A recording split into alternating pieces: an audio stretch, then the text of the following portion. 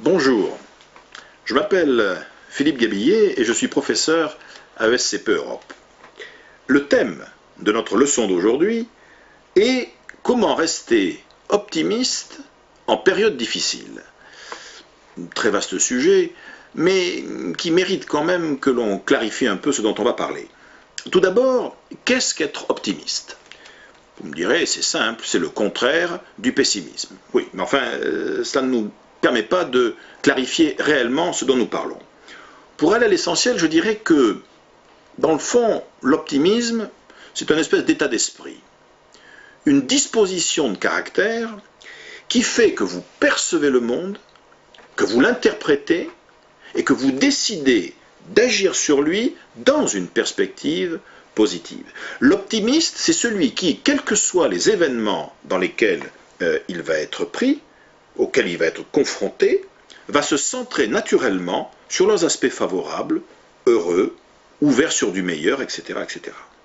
Alors, les travaux de recherche, très nombreux d'ailleurs, en psychologie positive, ont largement démontré depuis une trentaine d'années que l'optimiste entretient un lien très fort avec la réussite, avec l'équilibre, mais aussi avec la santé, voire avec la longévité. Les optimistes vivent statistiquement plus vieux, en meilleure santé et dans des relations plus agréables avec les autres que les pessimistes. Alors, bien sûr, la recherche expérimentale en psychologie positive a aussi démontré que optimisme et pessimisme sont aussi des traits de personnalité plutôt stables. Ce qui ne veut pas dire figé, mais nous avons tous une sorte de pente naturelle qui nous conduit à adopter plus ou moins facilement telle ou telle direction. Alors, c'est dans ses propos sur le bonheur que le philosophe français Alain a écrit cette belle phrase « Le pessimisme est d'humeur, là où l'optimisme est de volonté ». Alors dès lors, comment travailler son optimisme ? Tout d'abord en étant conscient qu'il existe deux formes d'optimisme, tout comme il existe d'ailleurs deux formes de pessimisme. Je m'explique.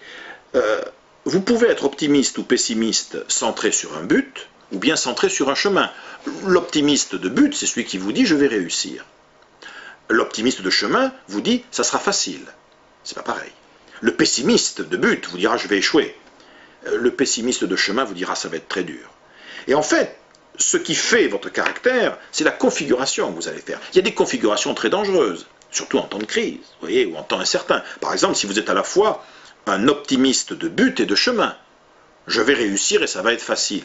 Très dangereux en temps de crise. Mais ça peut être aussi la posture dépressive, tout aussi dangereuse. Pessimisme de but et de chemin. Je vais échouer, je vais souffrir. Bon.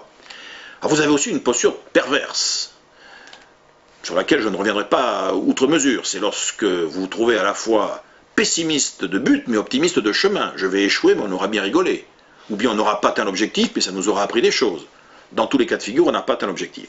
En revanche, en temps difficile, la posture intéressante, c'est la posture vigilante. Optimisme de but, pessimisme de chemin. Nous allons réussir, mais ça ne va pas être facile. Ça va être difficile, il y aura des obstacles. Pour commencer à pratiquer au quotidien cet optimisme d'action, je vous propose 3 exercices. Dans toute situation que vous rencontrez, posez-vous d'abord la question, dans cette situation-là, où sont mes ressources objectives, mes points d'appui, mes points forts. Posez-vous ensuite une deuxième question, quelles sont là, à cet instant précis, mes options, mes solutions possibles, même les plus saugrenues, même les plus déraisonnables. Et troisièmement, quel est mon plan B ? Que faire si ça tourne mal ? N'oubliez jamais que les vrais gagnants, les vrais gagneurs, ce sont ceux qui savent ce qu'ils feront si par malheur ils perdent. Et pour le reste, laissez venir.